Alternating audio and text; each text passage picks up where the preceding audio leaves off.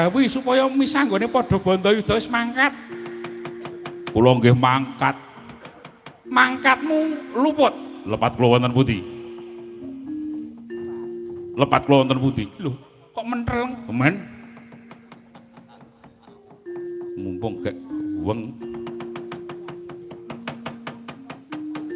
Kowe kudune iso gawe tentrem ora gawe tintrem. Dawuhipun kados pundi? Setyaki wis budal. Misah nggone padha perang. Sing perang Antarja lumawan Buma Narakasura. Kula dipun dawuhi pripun?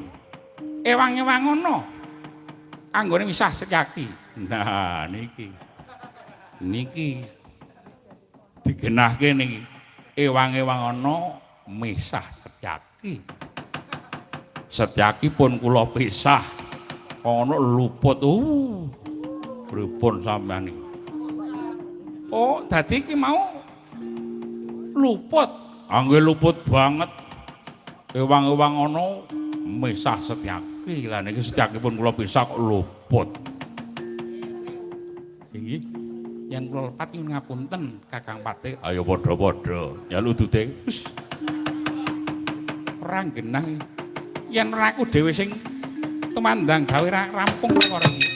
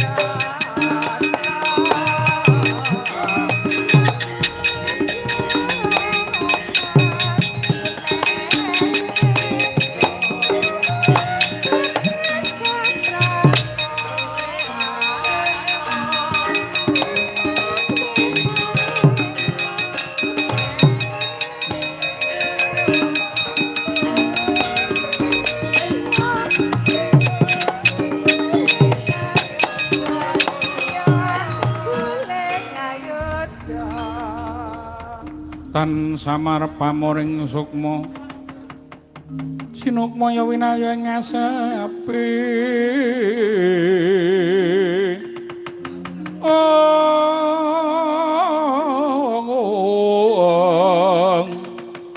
sinempan teleng ing kalbu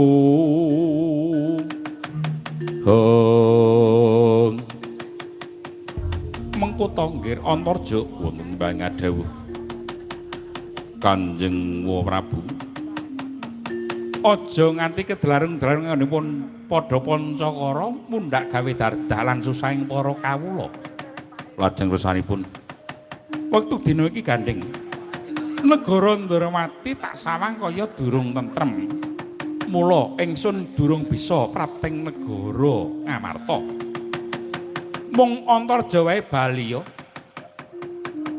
Aturna marang ramamu ya adhiku Werkudara. Yen to negara Ndrawati durung tentrem, ingsun durung bisa tedhak ing negara Ngamarta. Ngayomi Gatotkaca nggone bakal nggayuh Wayu Senapati. Aduh, lajeng minangka seksi kula sampun sowan wonten Praja Ndrawati menapa? Tak kanteni adhiku Setyaki supaya kinarya tandha seksi paseksen yen to Antarja wis tekan negara Ndrawati. Wih, ngestuaken dawuh. Setyaki wonten dawuh. Wis tanggap marang Sasmita. Wih, nggih, ngestuaken dawuh. Mara budal. Derek Antarja supaya minangka paseksen yen Antarja wis tekan negara Ndrawati. Ngestuaken dawuh. Nyuwun pamit, Para Prabu.